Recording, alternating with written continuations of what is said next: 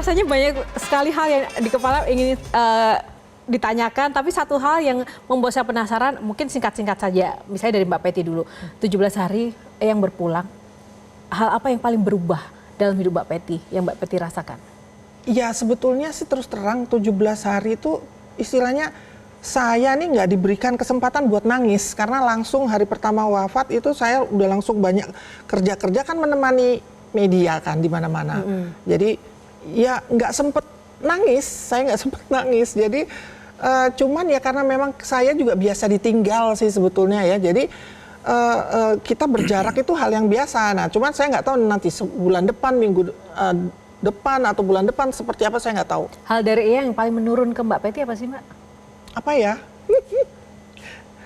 Ya harus berbaik kepada semua orang itu sih pesannya dia, dan saya sendiri masih berusaha untuk menjadi seperti standarnya dia. Padahal kapasitas saya mungkin lebih kecil kalau dari segi handphone tuh gigabyte saya lebih kecil dari gigabyte-nya dia gitu. Iya, biasanya kalau putri seorang legend begitu kan semacam ada ekspektasi, ada beban gitu nggak sih Mbak? Atau bagaimana ya, menyikapi benar. tuntutan dalam tanda kutip masyarakat gitu? Nah kami ini di masyarakat Jawa itu istilahnya kalau orang tua namanya bagus, kami keluarga itu nyonggo.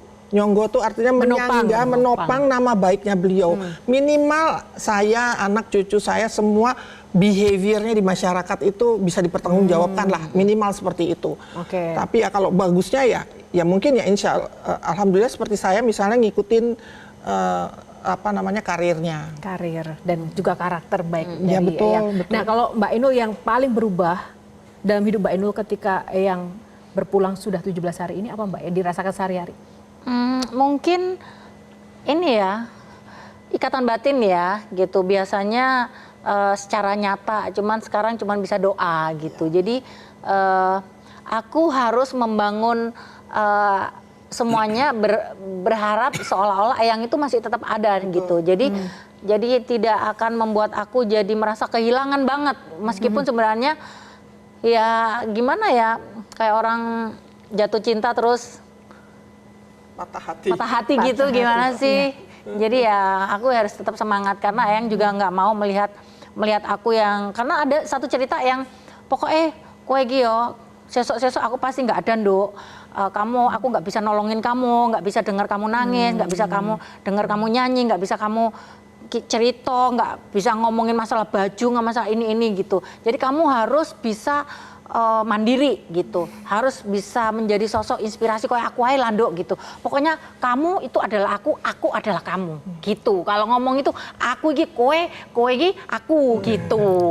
Makanya jadi ya sebesar itu ya. Sebesar itu. Tabah ya Mbak Inul, karena kita juga harus menjaga Mbak Inul karena Mbak Inul ini juga bagian dari karyanya Eyang Titi Puspa nih kalau boleh dibilang ya. Benar. Karya hidupnya Eyang Titi Puspa. Nah kalau Bang Yos, bagi Indonesia kehilangan sosok Titi Puspa itu seperti apa sih Bang Yos? Ya kita harus menghormati betul ya. Beliau sudah memberikan andil dalam tanda kutip di dalam entertain lah ya, yang begitu lama ya. Beliau juga pemain film ya, nyanyi segala lagu bisa gitu. Jadi bergaul dengan semuanya bisa, apalagi gubernur dengan presiden pun beliau akrab gitu. Jadi itu semua orang saya rasa merasa kehilangan ya.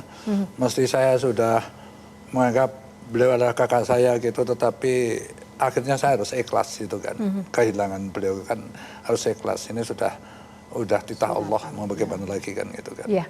Tentu saja yang terbaik, legacy terbaik yang Titi juga selalu kita jaga, dan kenapa malam ini juga kita memperingati Hari Kartini, kita mengangkatnya Eyang Titi gitu kan. Padahal beliau sudah tiada, tapi kasih sayang dan juga karyanya itu masih hangat di dalam dada. Jadi itu bagian dari yang memang menjadi apresiasi terbesar salah satunya untuk Eyang Titi melalui malam ini. Nah kalau dari musika, apa Mas Arlan pesan dari Ibu Acin untuk Eyang Titi, untuk keluarga, bahkan untuk generasi penerus melalui musika? Ada nggak sih yang disampaikan oleh Bu Acin? Ya, yang pasti Ibu Acin dan juga tentunya musika merasa semakin sadar tentunya bahwa Eyang Titi itu meninggalkan legacy yang begitu besar untuk industri musik Indonesia.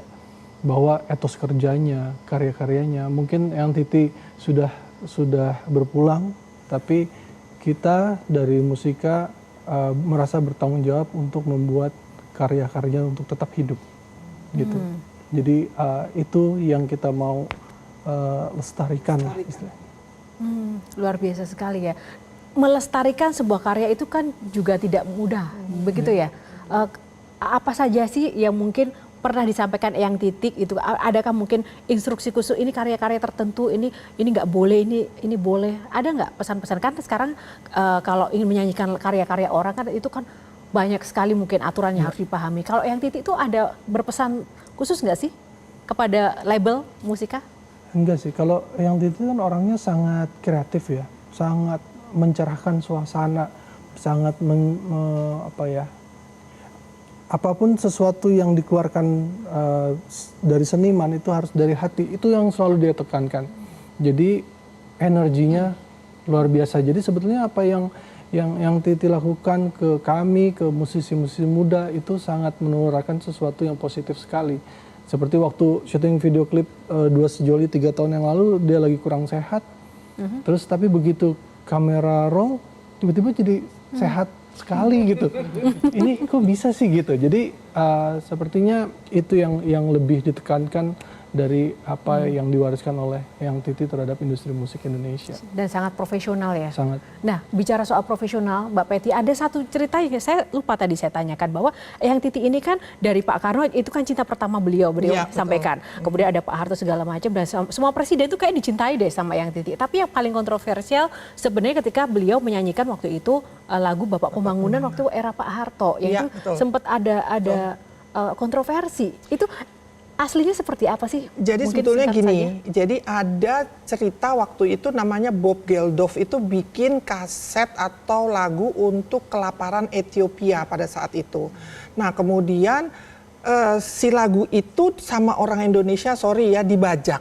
Nah kemudian Bob Geldof ngomong, ini kok Indonesia kok banyak banget ya piracy gitu kan waktu itu. Nah di saat yang sama Presiden Soeharto itu memberikan sumbangan beratus-ratus ton kepada kelaparan Ethiopia. Kemudian media, jadi beritanya itu tenggelam oleh sumbangannya Pak Harto itu kepada Ethiopia. Nah di situ tuh dia seorang seniman, dia merasa kan dia malu dong dibilang Indonesia piracy segala macam. Nah kemudian ketika Pak Harto memberikan sumbangan kepada Ethiopia, terus berita-beritanya itu ketutup, dia tuh merasa ada ya Bapak yang menutupi aibnya kami ini orang Indonesia, sesederhana itu.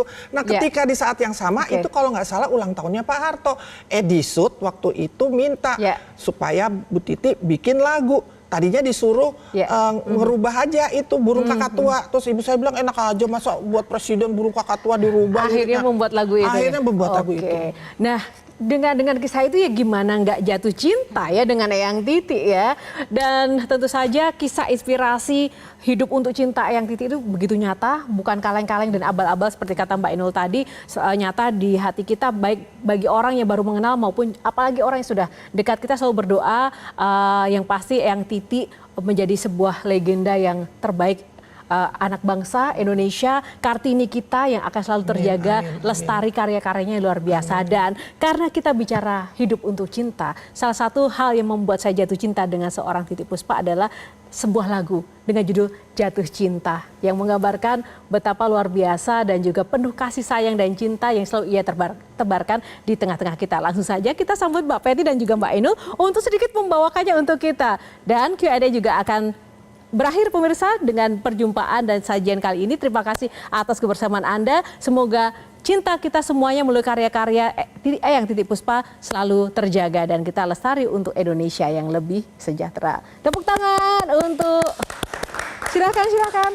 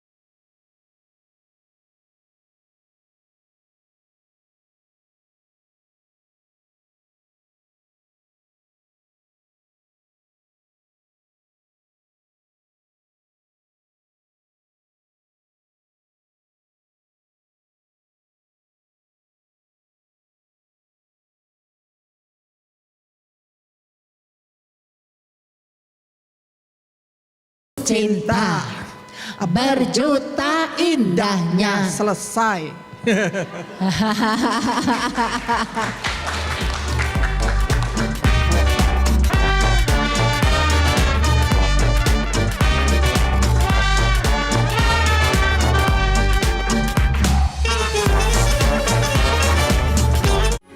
Metro TV. Jelajahi cara baru mendapatkan informasi. Download Metro TV Extend sekarang.